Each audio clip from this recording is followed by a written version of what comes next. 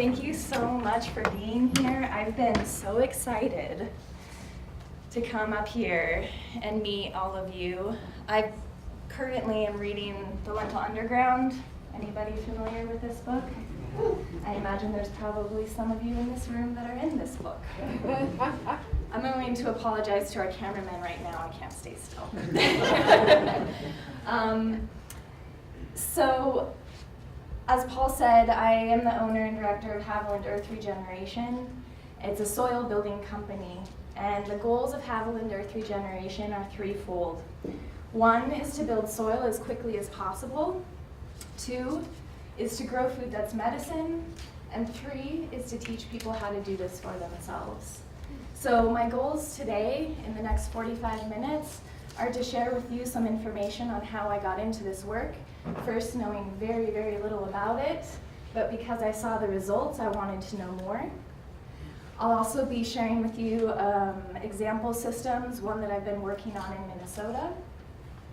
And I'll also share with you some information about plant succession, and we'll talk a little bit about weeds and what they are and how you can get them to disappear. So that being said,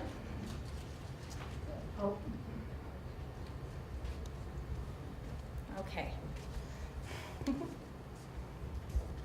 I guess I gotta be up there. I can be tethered, it's okay.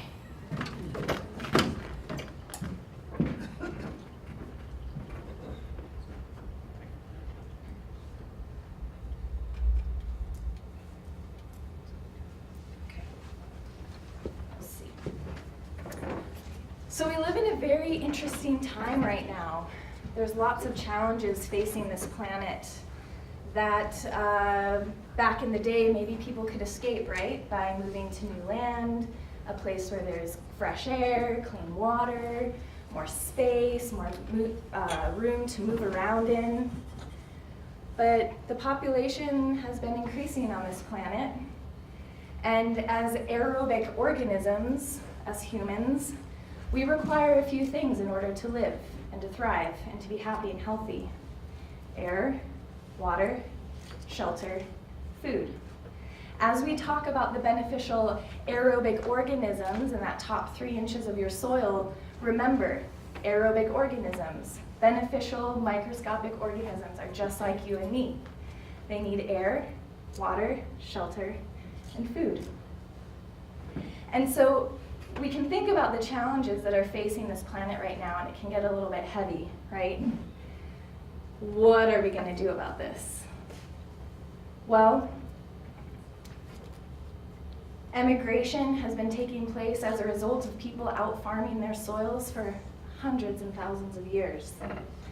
But now we have access to some technology. It's not like it's new. It's been around for quite some time. Sir Albert Howard was talking about these practices in the late 1800s.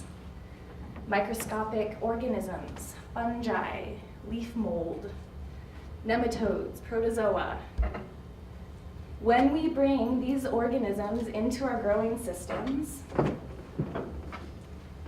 we get to experience some benefits. Of course, as farmers and ranchers, these benefits, oh sure, thanks. Now I'll come back down here. I don't really like being all the way up there.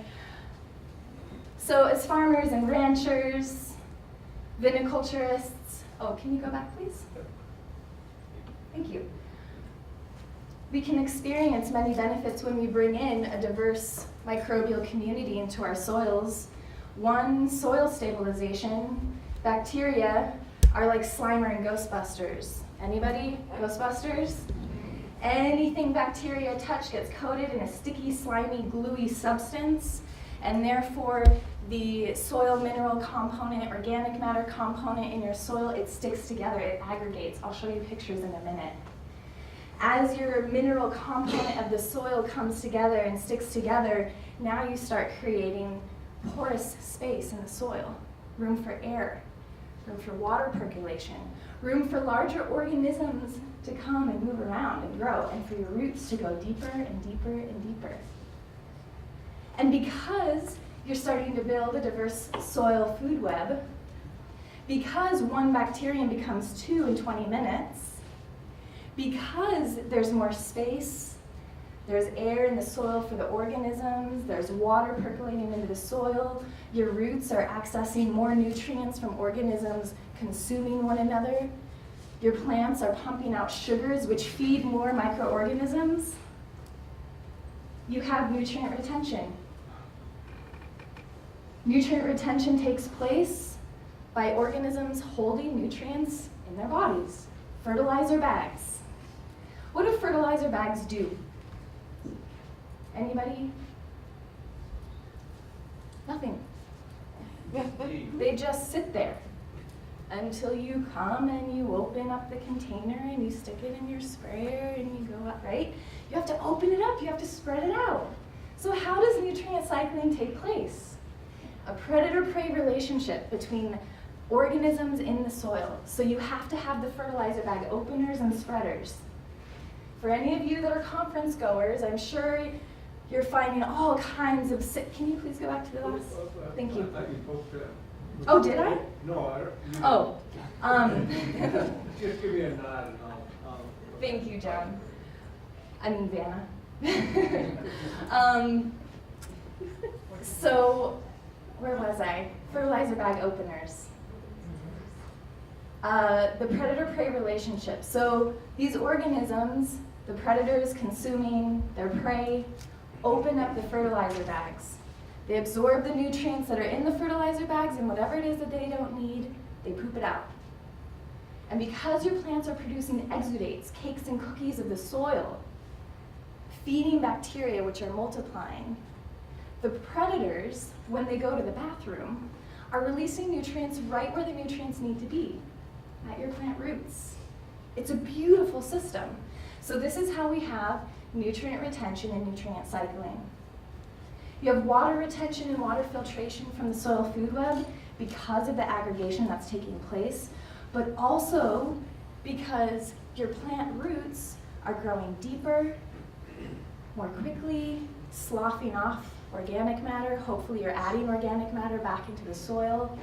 For every 1% increase in soil organic matter, you have an equivalent of the ability to hold 1 acre-inch of water in the soil. It's a big deal. And that water retention is also held in the bodies of the organisms. What percentage of water are we? What percentage of the planet is water?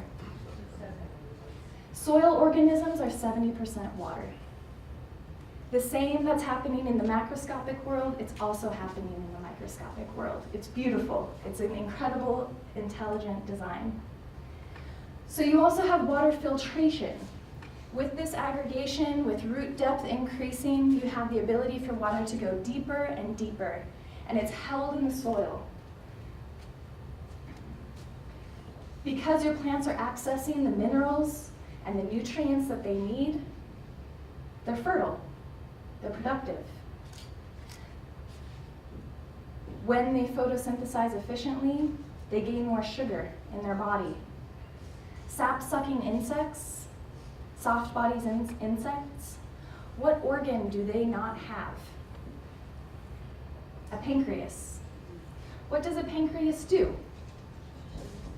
It allows us to process sugar. So in a sense, when your plants are photosynthesizing more efficiently and sap-sucking insects come along, they can't digest those sugars. They're essentially diabetic. They die. Incredible. So this disease resistance because of higher sugar content, more robustness in the plant, but also your plant is growing out of a diverse soil food web, so its parts, all of its above ground parts, are coated in a castle wall of protection. When a chicken lays an egg and you don't wash the egg, how long can you keep your egg?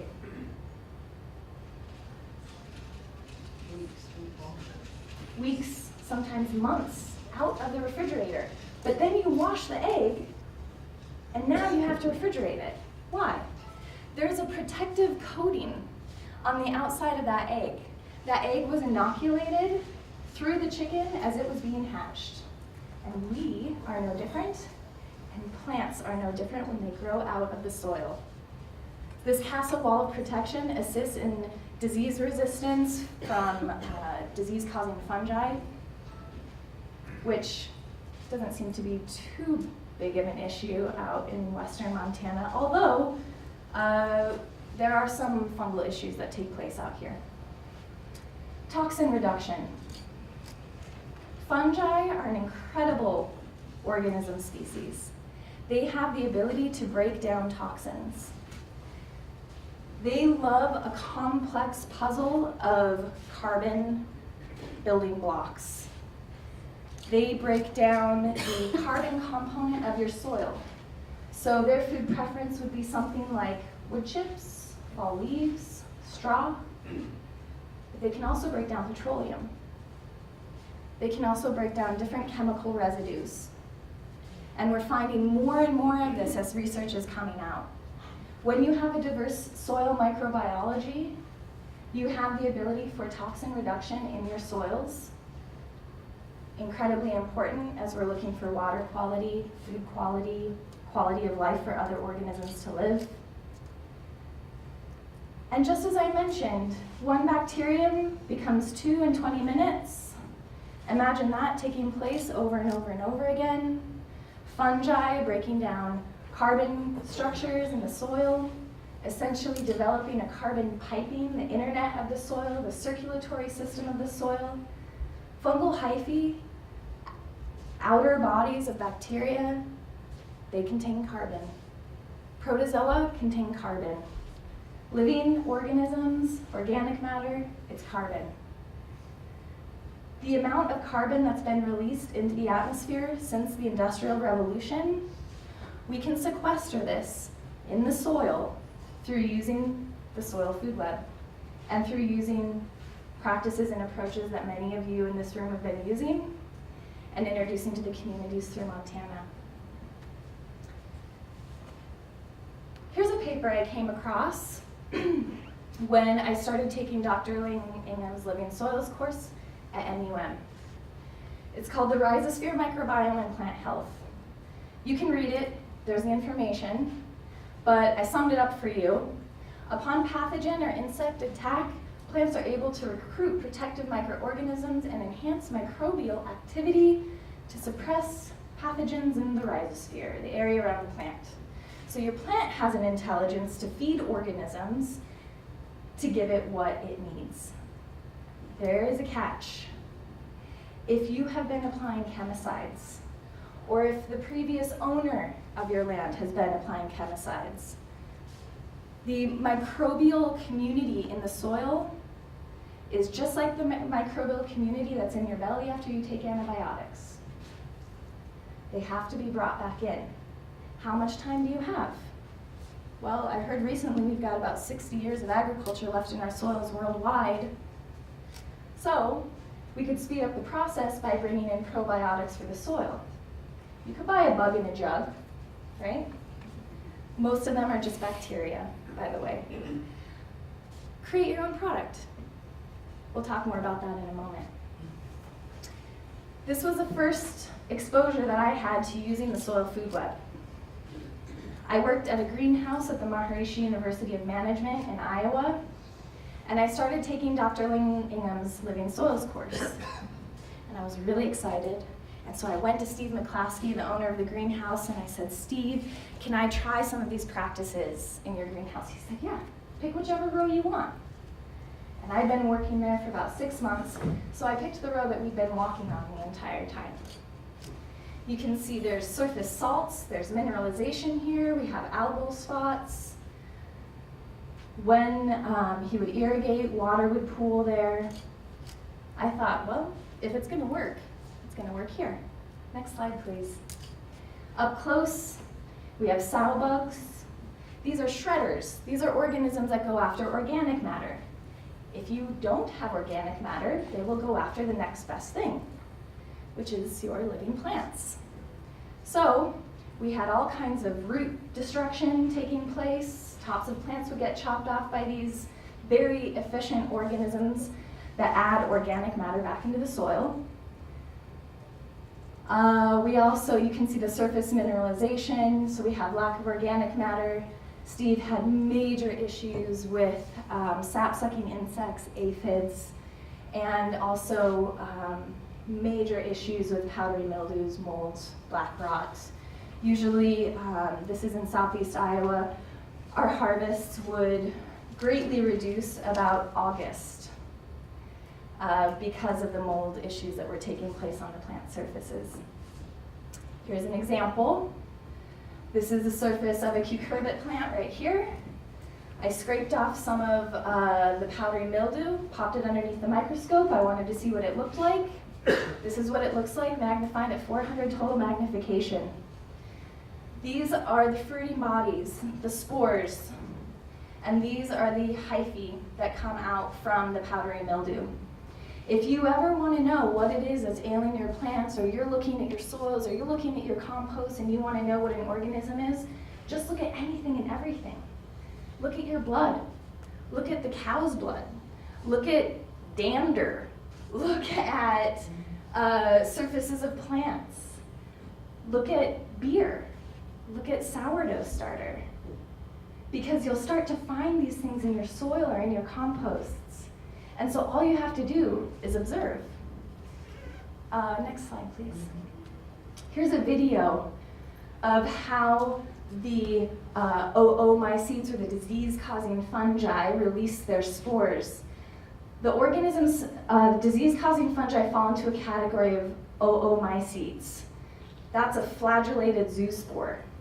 That means the spore has a flagella, which is actually like a whip, and it allows it to move through the liquid surfaces until it finds its place to make a home. Next slide, please.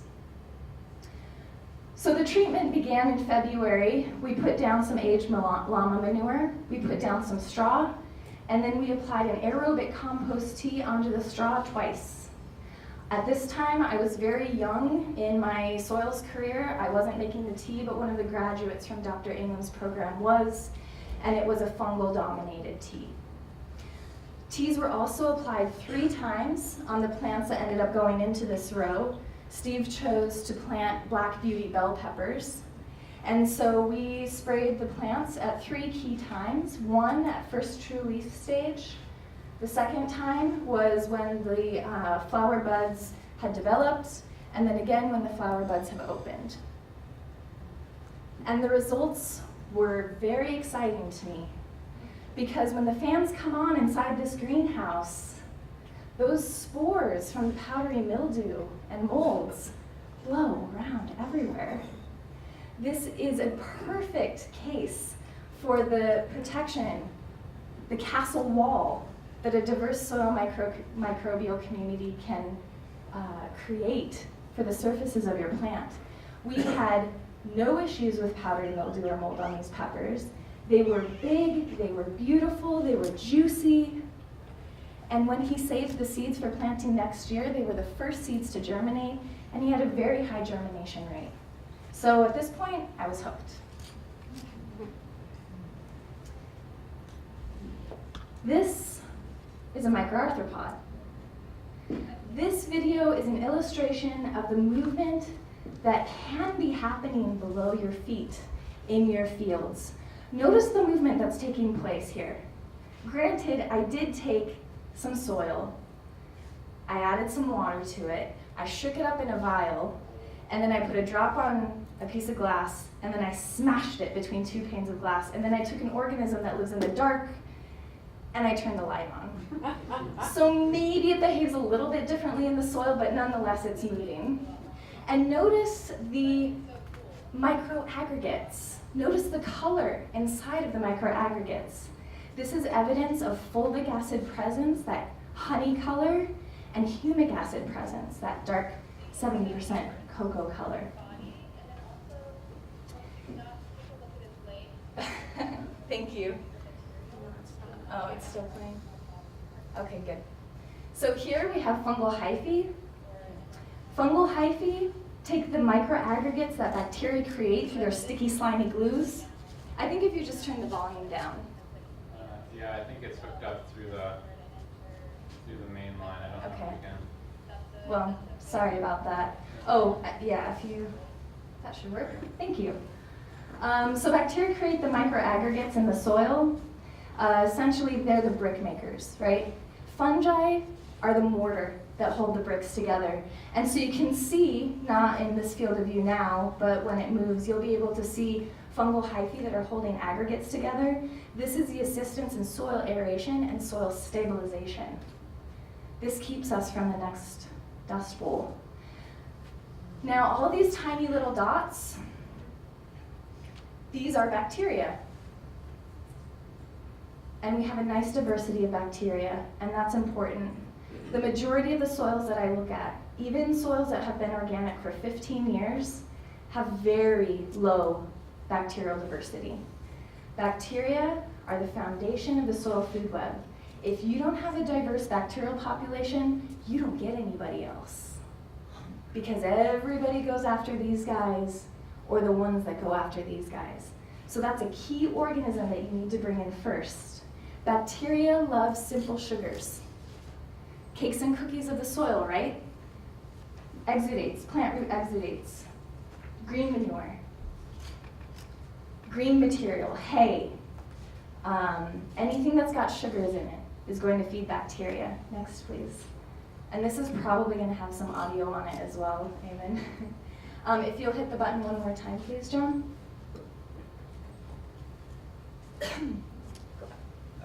Yeah, it's a video, so it should play.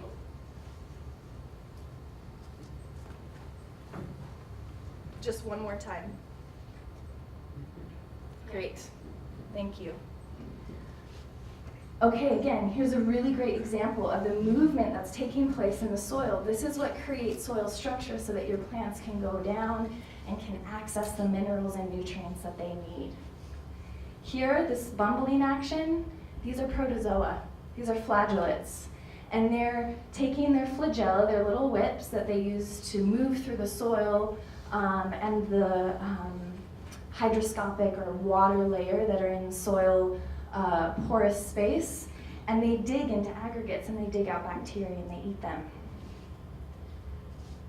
Bacteria hold the highest amount of nitrogen out of any organism on the face of the planet.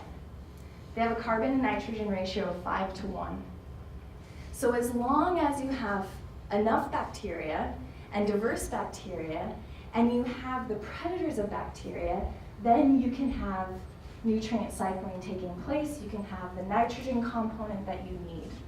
It is not true that we need to be creating nitrogen synthetically. 900 degrees Celsius, several thousand atmospheres of pressure, and bacteria hold the highest amount of nitrogen out of any organism on the planet, and one becomes 2 in 20 minutes, we have nitrogen. So other organisms in this field of view, here we have an organism, my favorite, the Testate amoebae. And the Testate is developed from the siliceous component of your soil. So they absorb the sand, they break it down, and they utilize a silica and they develop a shell, and it's different all around the world and in all different kinds of compost. It's absolutely beautiful. And the Testate is actually its house. So really the amoebae, it doesn't have a shape, it's very amorphous and it oozes and moves through the soil. But when things aren't quite right, it goes into its testate and it hides for protection. And this right here, what is this? Microaggregate. It's a microaggregate. And inside, you can see the honey color and the 70% cocoa color, which means you have fulvic acid presence and humic acid presence. Why is this important? Fulvic acid is something that is soluble, easily soluble. It has many different kinds of nutrients in it for your plant growth, hormones, enzymes. It's developed through organic matter breakdown from organisms over and over again. Fulvic acid is the precursor to humic acid. Humic acid is organic matter broken down by organisms over and over and over and over. And organisms make it, so you don't have to buy it, which means it doesn't have to be mined, and which means it can be chelated much more easily. Plants can access the fulvic and the humic acids that organisms make much more easily than what we can mine. Next slide, please. This is a farm that I've been working on in Painesville, Minnesota, Johnson Enterprises. And their fertilizer salesman approached me, actually, because they had spent $800 an acre on a number of acres for applying what was supposed to balance the mineral component of their soil. And they had the worst yields of their land on that acreage. And their story is like many of our organic farmers' stories. They tried everything. And then they went to the last resort, soil biology. So they farm 2,500 acres, Painesville, Minnesota, organic farmers for 15 years, corn, soy, various grains, beans. And this is their compost tea operation. This is Heidi Johnson, and this is their assistant Joseph. This is my friend Timber. 4, you can only see 3, but there's another one tucked back there. 4 500-gallon brew tanks.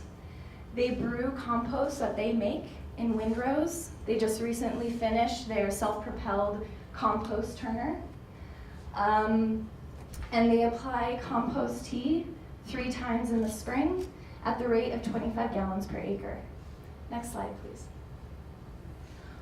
Before they started applications, I went to a handful of fields, gathered soil samples, took a peek. What you see here is their soil underneath the microscope, pre-application. Maybe it doesn't mean anything to you yet, but just give me another 30 seconds and it will. So this is at 40 total magnification, which is the lowest magnification that I use when I look at soils. What you see here is the mineral component of the soil. If the wind blows, if the rain comes, and it does, and it has, especially this year, this mineral component is gone. It's washed away. It's blown away, right? So this here is the same field, same sample at a higher magnification. So now you can see the larger mineral components, okay?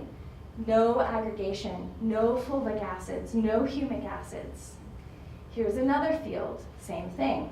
The same field, higher magnification, oh, we have a little bit of aggregation. Another field, same thing, higher magnification, no aggregation. So this July, when I went back to the farm, they'd been composting for 3 years. They had just applied their compost to their land last fall. The majority of it received 5 tons per acre, some of it received 1 ton per acre. And we weren't finding the soil food web in the numbers that we wanted yet, microscopically in their soil. But what we were finding was the development of soil structure. Like I said, you don't get the larger organisms if they don't have room, right? We need shelter as aerobic organisms. We need air, we need water, we need food.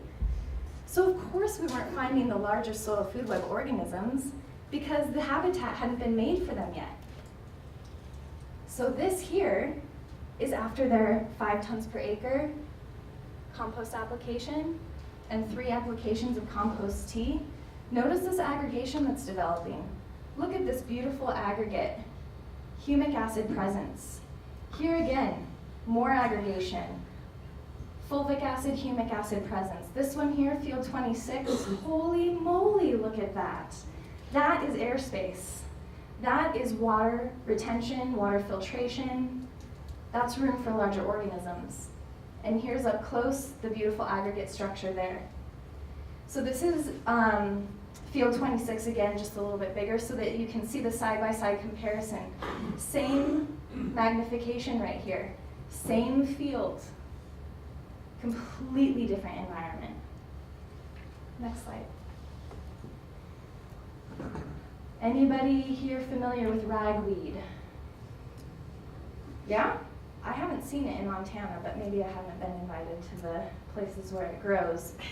But it's a big deal out in the Midwest. And boy, oh boy, does that stuff produce some organic matter.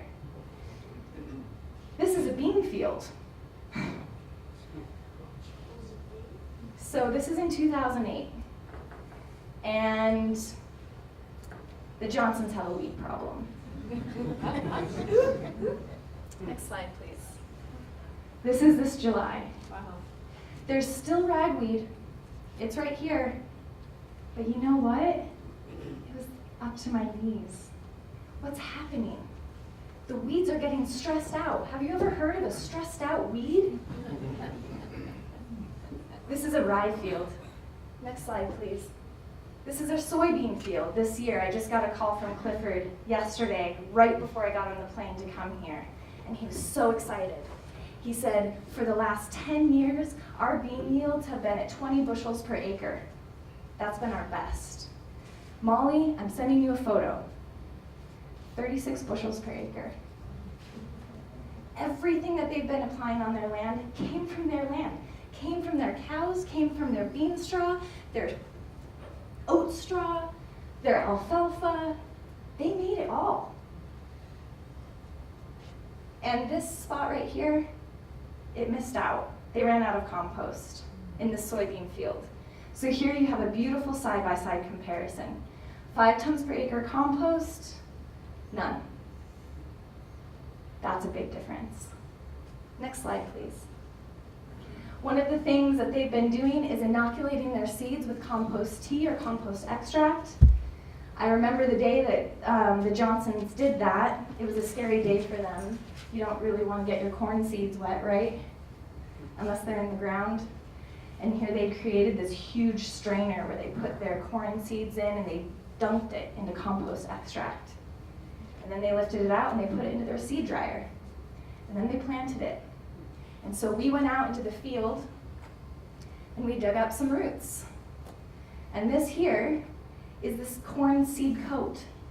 And it is coated in macroscopic fungi. I have never seen fungi in their fields before, macroscopically. This was very cool. Next slide, please. This is that cornfield. 5 tons per acre compost. It used to be their worst field in terms of corn productivity. Notice how even this field is. Notice how green these plants are. This is July. Clifford's like this tall. So knee high by July works out really well here in this field. This is his daughter, Sherlyn. Next slide, please.